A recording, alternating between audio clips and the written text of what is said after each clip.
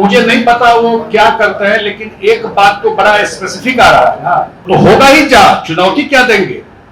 जब आदमी फंसता है तो चुनौती ही देता है ना। जो विद्यार्थी थे किसने बुकिंग कराया, कैसे वहां पर लोग रह करके कर रहे, तो सारी बात तो आ गई, जांच कर रहा है, इन्वेस्टिगेशन के प्रोसेस में चीज है, उस पर बहुत बोलना ठीक भी नहीं, क्योंकि लाखों लोगों का भविष्य जुड़ा हुआ बच्चों का। पेपर लीक इस देश का सबसे बड़ा मुद्दा बना हुआ है।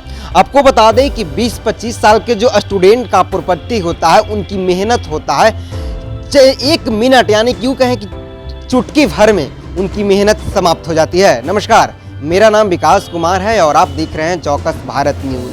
जी, नीट स्कैम जब से रिजल्ट आया है नीट का, उसके बाद से एक देश में पूरी तरह से आग की तरफ फैला हुआ है, लेकिन इस आग पे पानी डालने के काम, आग को बुझाने के काम कोई नहीं कर रहा है। सब यूँ कहें कि अगर साइड से देखा जाए तो आग में घी डालने के काम किया जाए। अगर विपक्ष की बात सुने तो वो भी अपनी राजनीति कर रही है, अगर सत्ता पक्ष की बात सुनी यानी कि जो शासन में सरकार, इनकी बात सुनी तो वो बार बार स्टूडेंट को समझा रहे हैं कि हम आपके हित में फैसला लेंगे, अगर 0.1% भी गड़बड़ी होगा तो हम इस पे एक्शन लेंगे, और मामला सुप्रीम कोर्ट तक पहुंचा हुआ है। लेकिन अगर बिहार की बात की जाए तो जिस तरह से पर्सनल सिक्योरिटी जो तेजस्वी यादव के नाम आया है, उसके बाद से बिहार में राजनीति तेज हो गया है। आज संजय झा भी तेजस्वी यादव के नाम लेते हुए क्या कुछ कहा है, पहले उनकी बातों को सुनिए।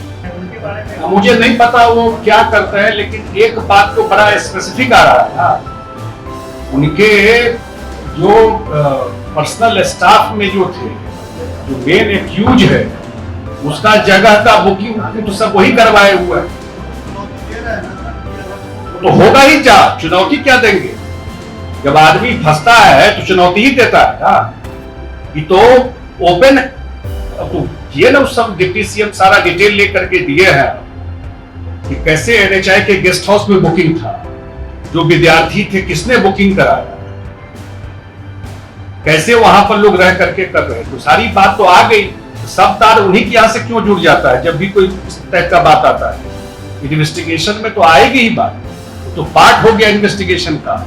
लेकिन इतना जरूर है कि नीट के मामले में जो बिहार पुलिस की इकोनॉमिक ऑफेंस विंग है, जो अब जांच पहले पटना पुलिस कर रही थी, अब जो कि दायरा बढ़ गया, इंटर स्टेट बात हो गई, ईओयू जांच कर रहा है, इन्वेस्टिगेशन के प्रोसेस में चीज है, उस पर बहुत बोलना ठीक भी नहीं, क्योंकि लाखों लोगों का भविष्य जुड़ा हुआ बच्चों का।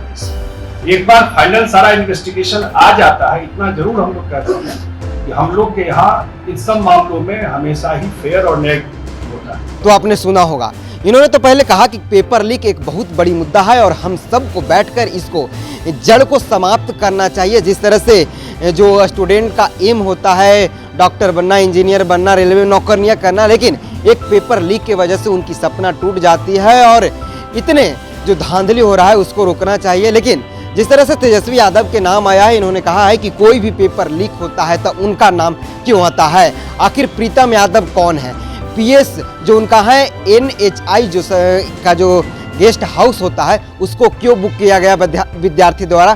तेजस्वी यादव और उनके पीएस अपनी बात रखी, इन्होंने कहा है कि ये मैटर बहुत बड़ी हो गई है, पहले बिहार सरकार इसकी जांच कर रही थी, लेकिन अब ईओयू को दिया गया है नीतीश कुमार ने, जैसे कि उन्होंने नीतीश कुमार के हवाले देते हुए उन्होंने कहा है। लेकिन जब बात हम करेंगे नीट एग्जाम, जिस तरह से धांधली हुआ है, कहा जाता है कि डॉक्टर इस देश का तीसरा भगवान है, लेकिन भगवान के साथ ही खिलवाड़ करना कितना सही है। आप हमें कमेंट करके जरूर बताइएगा कि क्या नीट एग्जाम रद्द होना चाहिए।